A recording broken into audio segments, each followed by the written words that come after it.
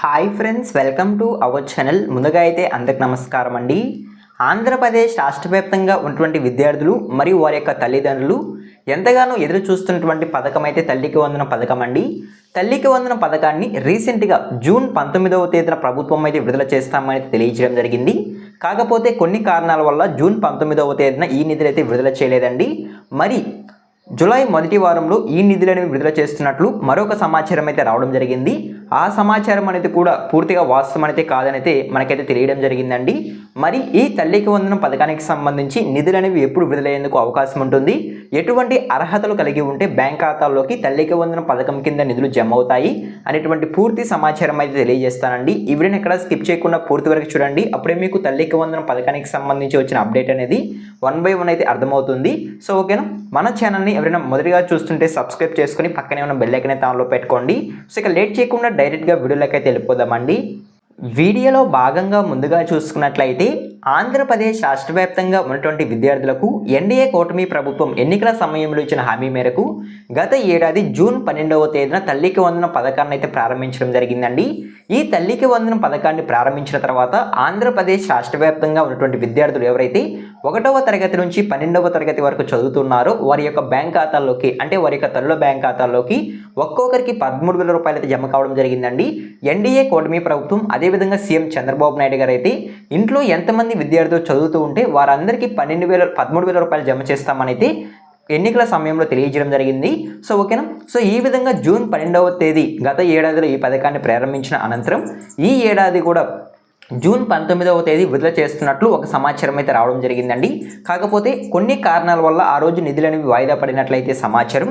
మరి ఈ నిధులు ఎప్పుడు విడుదల చేస్తారు అనేటువంటి సమాచారాన్ని అయితే మనకి ఎన్డీఏ కూటమి ప్రభుత్వం అయితే ఇవ్వడం జరిగిందండి. సో ఒకసారి కనుక చూసుకున్నట్లయితే ఈ నిధులు అనేవి వచ్చే నెల అంటే జూలై 4వ వారంలో విడుదలయ్యేందుకు అవకాశం ఉన్నట్లయితే సమాచారం అండి. సో జూలై 4వ వారంలో అంటే చివరిలో లేదా స్టార్టింగ్లో అయితే ఈ నిధులు విడుదల చేసేందుకు అవకాశం ఉన్నట్లయితే సమాచారం. ఖచ్చితంగా జూలై 4వ వారంలో అయితే ఈ నిధులని విడుదలయ్యేందుకు అవకాశం ఉన్నట్లయితే సమాచారం అండి. సో ఓకేనా, మీకు అర్థమైంది అనుకుంటున్నాను. సో జూలై 4వ వారంలో ఎవరైతే విద్యార్థులు 1వ తరగతి నుంచి 12వ తరగతి వరకు చదువుతూ ఉన్నారో వారి యొక్క తల్లుల బ్యాంక్ ఖాతాల్లోకి ఒక్కొక్కరికి 13,000 రూపాయలు అయితే జమ కావడం జరుగుతుందండి. ఇంట్లో ఇద్దరు ఉంటే 26,000 రూపాయలు, ముగ్గురు ఉంటే 39,000 రూపాయలు. సో ఈ విధంగా ప్రతి ఒక్కరికి ఈ తల్లికి వందన పథకం కింద లబ్ధి పొందేందుకు అవకాశం అయితే ఉంటుంది. సో ఓకేనా, మీకు అర్థమైంది అనుకుంటున్నాను.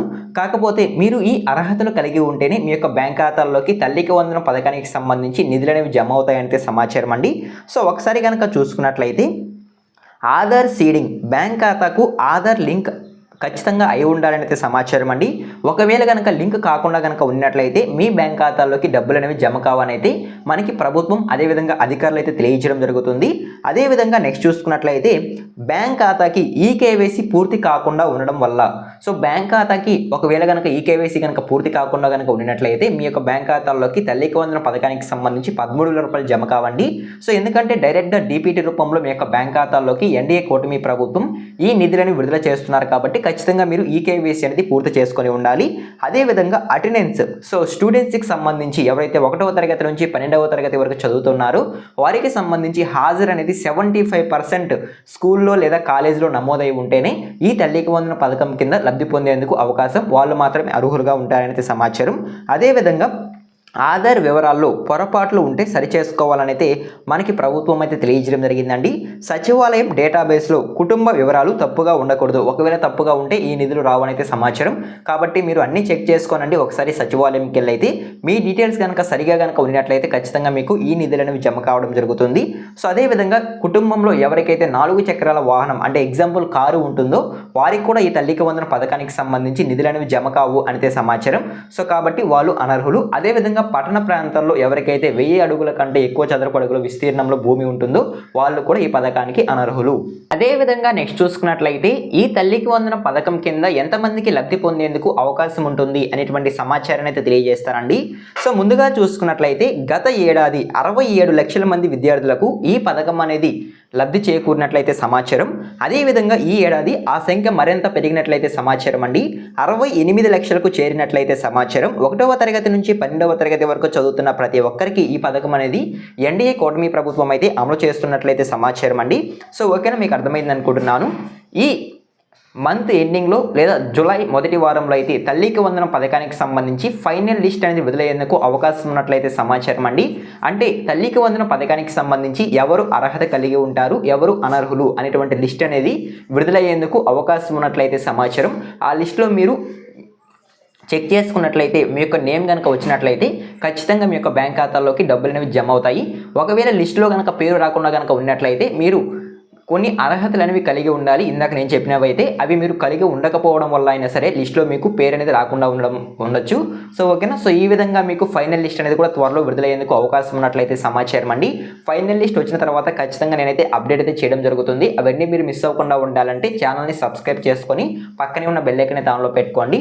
సో ఓకేనా, మీకు అర్థమైంది అనుకుంటున్నాను. సో ఈ విధంగా తల్లికి వందనం పథకానికి సంబంధించి ఒక ఇన్ఫర్మేషన్ అయితే రావడం జరిగిందండి.